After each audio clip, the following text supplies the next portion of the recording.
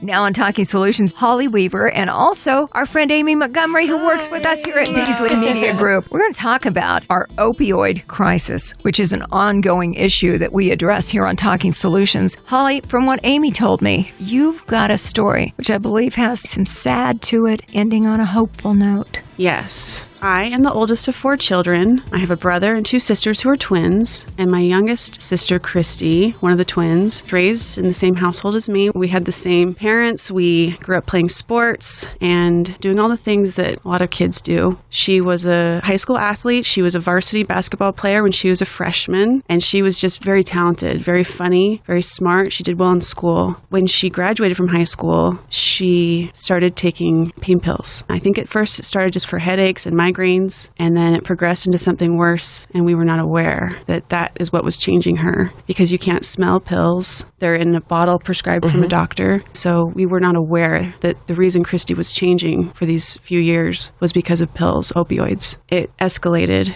After a while, she was not able to get the pills that she needed for her body. She couldn't afford it anymore. She started to tell us that she needed help, and once we got her help and got her clean from that, it was just a few months later that she was introduced to heroin, which is cheaper. Same thing. Same thing, but it's much cheaper and actually much more accessible. Available. Yes. And once she started heroin, it was almost as if she was gone. And 2 years ago on March 7th, she overdosed in my mom's house. My mom found her, and it was like it all came to a stop so quickly. We all thought she was clean. We all thought she was doing better. It's just a very hard drug to detect. It is. It really, really is. And I feel like people are ashamed to say they know someone. Yes. Or had somebody in the family or any relative. And I pray that people speak out more about this every single day. Right. Because just like you said, you can't detect it and you have to know better to do better. Right. So if people know, oh, this is what I should do, this is what I should look for. Yes. These are the people I should contact or can contact. But because people are ashamed, and it's very sad to say, we don't have a lot of the information we deserve to have. Right. I was really proud of my mom. After Christy passed, she chose to put the cause of death in her obituary. She said, Christine May Lowell died of an accidental heroin overdose. We have to remove the stigma. Right. And because of that, so many groups reached out to my mom. So many moms reached out to my mom. Yep. So many people said, that happened to us as well. It's a family issue. It's a family disease. It's a huge deal. The latest numbers that I heard about Nevada, as far as our ranking when it comes to opioid overdoses, heroin overdoses, is that we rank number, I think 4. We're in the top 5 in the country. It's an issue here. It's so sad, and I'm so sorry for the loss of your sister. It's the sort of thing you never get over. But you're right, Holly, we have to remove the stigma. And that's why we're here today, to talk about the fact that the opioid crisis itself is a family issue. We all know.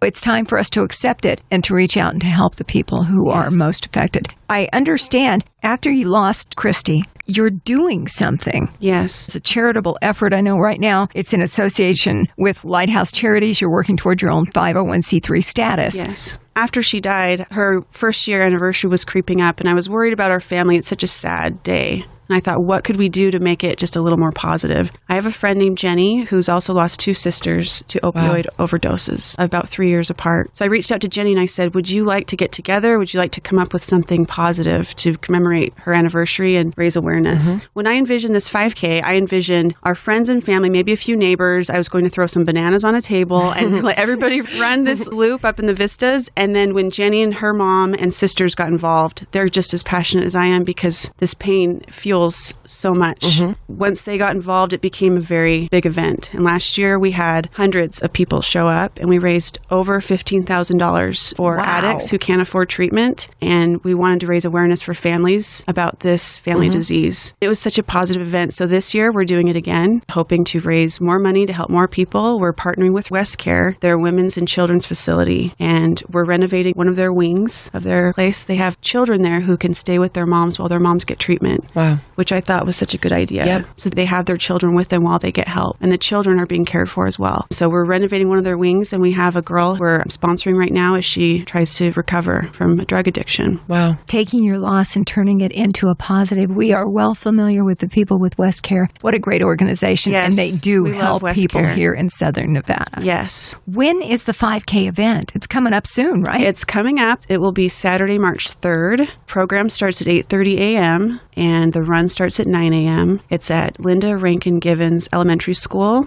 in the Vistas of Summerlin. And we have a DJ, we have Waffle Love coming, a crepe truck, we have face painting. It's a sad reason to get together, but it's a positive event because we want to spread hope. Yep. And we want to spread information. We want to empower families who are dealing with this now. We want to empower people struggling with addiction now and cheer them on. We want them to feel loved and supported, just like they deserve to feel. That's getting rid of the stigma and saying these are families in our neighborhoods. Yeah. Yes. These are kids in a lot of cases Yes. who are losing to the opioid crisis. Yes. We've got to fix this, but the best way to start is by taking it out of the shadows, getting together and saying, let's do something positive. Let's make a change. Yes. And I think that is one thing that we need to do. It needs to be talked about in homes to your children so they know. I mean, if you're scared to talk to your 10-year-old about it, you have to let them be aware as well. This is real and it can happen. Stay away from it. Say no. Yes. It's just not talked about enough. It really, really isn't. Something that I didn't understand about addiction before we lost Christy is that the opposite of addiction is not sobriety. The opposite of addiction is connection. I like that a lot. Yeah. I didn't realize that. And this race is meant to connect families, community, neighborhoods, all of us together, buoy them up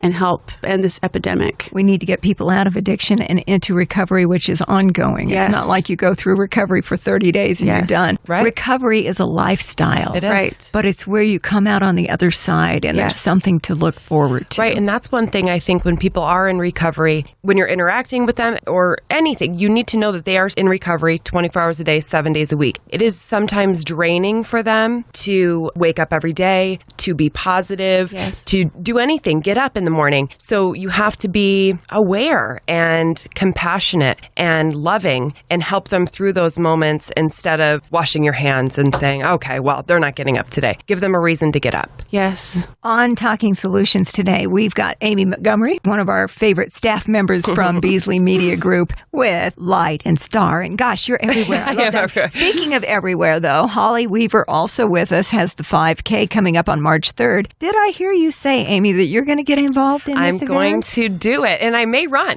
Yes. Yeah, I may run. She's going to win. She's going to win the whole thing. We'll see. We'll see. Good for the whole family, kids, grandmas, dogs, strollers. Yeah, the whole deal. And it's Second Chance 5K. Second Chance 5K, because we want to give addicts who are struggling a second chance. And I feel like for our families too, this is a second chance for us to help someone. To save a life. Yeah, to save a life in honor of our sisters. Holly, where do we get the information so we can get people to actually sign up so that your big event from last year gets even bigger this year? If you go to our website, it's www.secondchance5k.org. And you can register there. If you can't make it to the race, you can donate. We have a lot of local sponsors helping us with the race as well. Go to the website, sign up, donate, read some information on it. We have an awesome video on our website from last year. And if you watch it, you will want to come. It's so inspirational. It was And such a you'll cry. beautiful event. It will make you cry.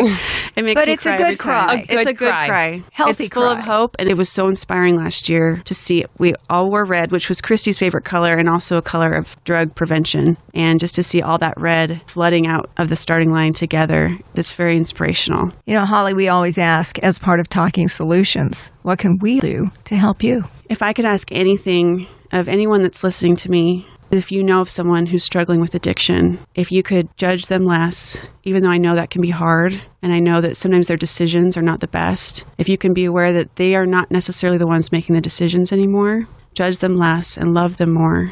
and find a way to connect with them, however that may be.